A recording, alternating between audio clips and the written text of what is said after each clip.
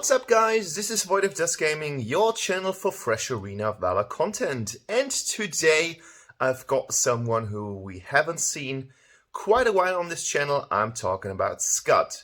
Skud is one of the glass cannons in the game, at least that's how many players are playing him, and I'm playing him like this as well. To foreshadow it, I have been playing Skud in the solo lane so far, and I wanted to do it this time in the video as well, but unfortunately we had someone who logged in for solo lane afterwards, and as I am the nicer player, I did not force to play on the solo lane, so I went on the support. But as I'm roaming quite a lot, it doesn't matter that much, and I'm going to kill some ADCs in no matter what, so be prepared for the game.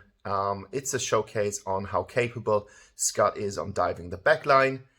And without further ado, I want to show you a build and I want to show you some gameplay. If you haven't subscribed to Void of Dust channel, hit the subscription button as well as the notification bell, because otherwise you won't be informed about upcoming videos. Hit the like if you like the video, and comments are always free, so use that comment section down below. And yeah, enjoy today's video.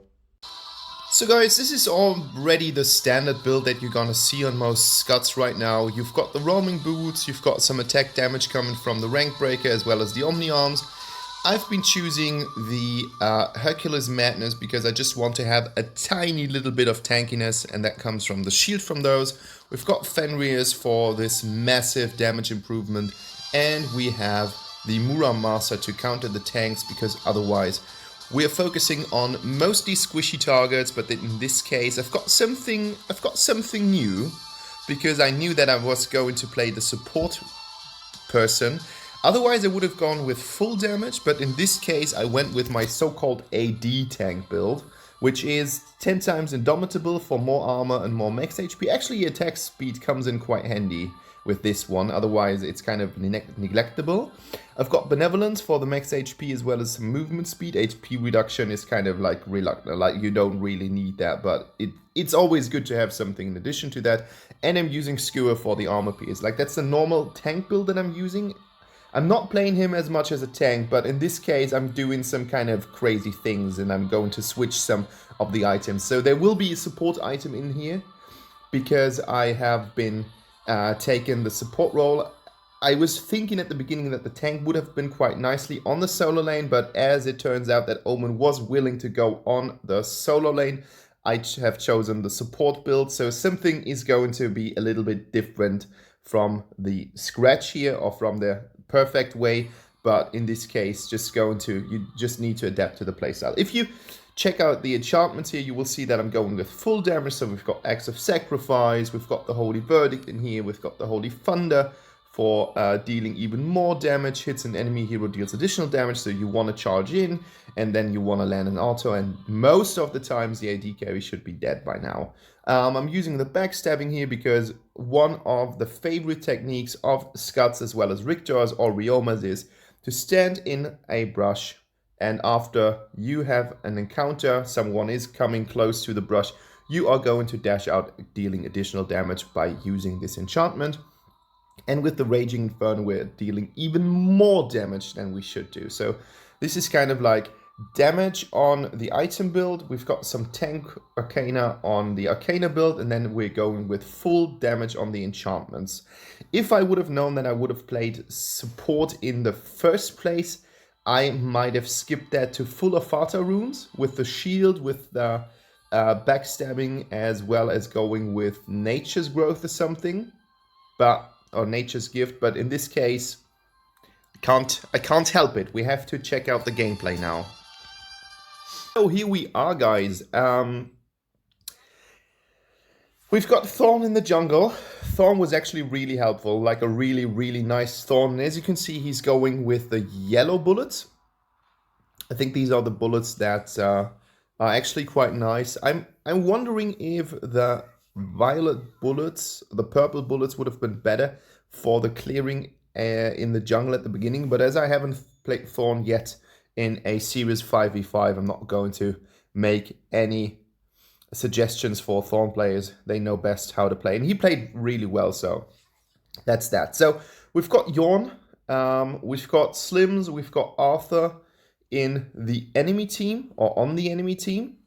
And then I'm going with Caffany. And there should be other players. Sinestra is here. I haven't played against her. This is like the first match. And this is going to lead me to the point that I'm going to change my support item within the game. And here we go. That was like the first encounter.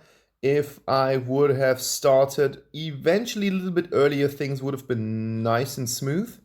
So we see that our Caffany is a little bit low. And as you can see, there are enemies missing on the enemy team. Here we go. Sinestra is here. And we are starting to deal damage to the tower because why not? Like we've got the capabilities on dealing some damage to the tower. I'm getting some of the farm, which I basically should not do. Basically, I should leave that to our Caffany. So getting a little bit mixed up with the support item here. I wanted to take the warrior one. I wanted to go with eradicate because I had some really nice time with these. I don't know why she goes in. She's like, okay, I'm going in. And I'm like, well, you should not do. And I'm lucky that I can get out here. While I do not know what's going on with Sinestra's skills, I don't have any sort of clue. Like, I don't even know what she does. Like, I know she's got some kind of sword. I don't know what I'm doing here. Super risky. Super risky business. And now I need to defend the tower. Caffany gets Sinestra. So this turned out quite well. We've got a 2-1 at the beginning of the game. Arthur is going to be a pain unless we do get some armor pierced, because that's just how Arthur's roll. Using my stuff here, and I flickered him. I thought that I flickered him into the wrong direction using my ult, but it turned out that he was going sideways, and as you can see, I have taken the wrong item here. And as I do not pay attention, I get killed here, and this is such a plaid and pleb thing to do. Why was I chosen these things? So I need to sort out my support item again, which means I'm going to lose some gold. Not only in terms of rebuying it, but now I am losing gold because I don't have the support item up, which means I don't get gold for being the last one in the game. And yeah, it started a little bit rocky. That turned out quite nice. So I do have a game versus Yawn here, fortunately. And now I can go in and deal some damage to the Slims. Unfortunately, we don't have the last hit or the last execution blow that would have been necessary to kill both of them. Otherwise, that would have been a crazy good play. Crazy good just in terms of kills. And now we finally sorted ourselves out after some confusion, which took about 4 minutes into the game. But now we have sorted out the support item, which means that I'm now not going to steal some of the gold that my teammates do get. There's a Grug in the enemy team. We haven't seen him at the beginning, but as you can see now, there is Grug there. We're freeing up the tower, getting some vision here for us, as well as some gold for our Caffany. Is she killing it? I don't know. And now we're going in. There we go. Defeated. And we're dealing such a big amount of damage. Like that's such a crazy thing. And that's what Skud is known for. Like Skud is... He's got low armor, he's got low health, he's got some gap closer, but if you manage to stack up all of your abilities, usually the enemy AD carry should be dead the time you reach him if you manage to pass by the front and the middle line. Otherwise, of course, you're going to be dead. Like if there's crowd control around, that's a little bit of a problem, because on the one hand, you want to have the speed going from one encounter to another encounter, trying to split push with your S2 a little bit. I mean, you're not Omen, of course, but split push capability is better than of most of the other heroes in the game. But then you want to have the Hermes selected. But on the other hand, of course, crowd control is your enemy. And now we see what she is capable of doing. And she is just doing a lot of damage Of course, I'm underfarmed, and she seems to have some life gain here. Well, I should take a look on Sinestra what she does, but look at that Thorn, like that's really nice. And there we go. There is a dead rabbit in the lane. Well played from Thorn against two enemies that needs some coverage to be executed. And I think he did fairly well. And I think he's going with 2-0 right now. So it's impressive as most Thorn players are not doing that much at the beginning of the game. But I think people are starting to kind of figure out how to play him. I think that's the benefit of having Thorn in the game right now, and not many players are playing him. So that gives the good Thorn players the opportunity to actually be useful and learn some skills. I don't know what that was. And there we've got a dead Sinestra. I saw that there was stuff going on at the enemy blue buff, so I went in to cause some damage. It's just important to tell them that you're still there, and as you can see, I do get constant gold from the support item, which is actually quite nice. I think if you build Skud a little bit more about the support role, he can be quite valid, because of course you don't have a real tank. That means that you should have a tank in the army composing or in the team composing on the solo lane, because you are just going to die like an assassin. And that can be problematic, because if you don't have a real tank, of course, some of the damage taking capabilities are limited. There we go. And it does not work out. It is not enough. But this is enough. This is enough, and that's the beauty of Skud. Skud has so much damage. It's crazy how much damage he has on just one or two single blows. Like, that's the important thing. Of course, we've got some other people who've got higher DPS because they have more damage over time, but the burst damage that Skud offers to a team is beautiful. I love him. Like, he's one of my favorite characters. The bad thing is that he doesn't sport that much of a health pool, and therefore he is always limited in terms of his abilities. At least if you are me. There we go. We haven't got time to play around. Double kill, that comes from the Eradicate.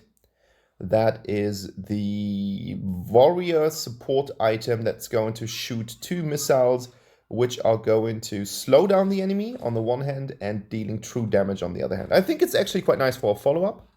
So that means if you can manage to dish out your damage, you should be able to... And I don't have enough!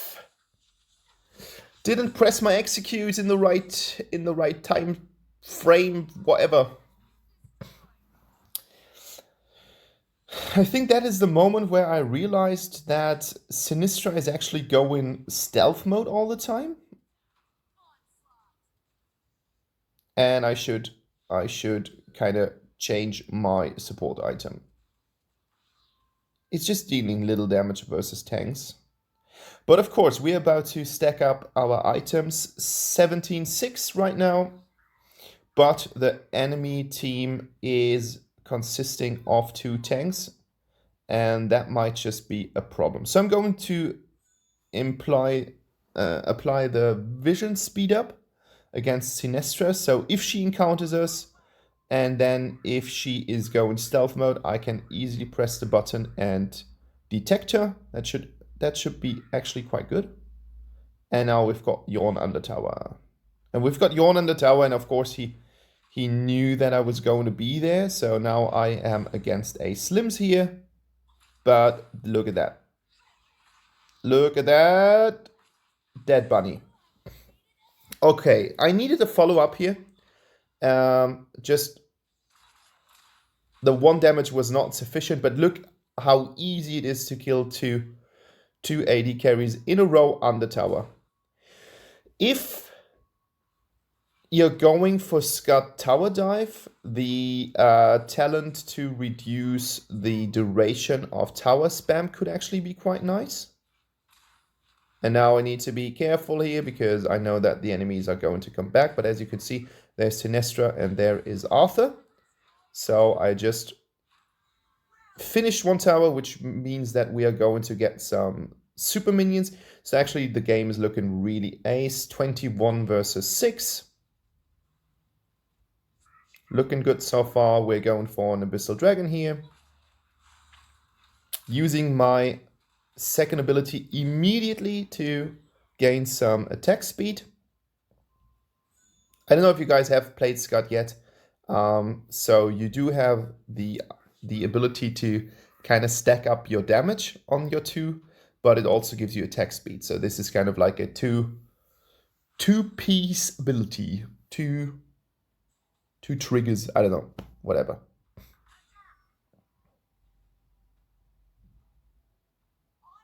I don't even know how the game ends. So I saw a tower with 126 health points or structure points, and I just decided to go in. And there we go. Next tower. So we've got 2 towers right now. Thorn and Omen are dealing with 2 tanks. And there's like no one here. Like no one's paying attention and the enemy surrenders. Okay, that was that. But otherwise, I was close to the tower, or close to the nexus, so I could have ended the game by myself if there would not have anyone been too defended. Lucky for me. So guys, we do see a MVP Thorn here. 27.2% of damage. He was really good.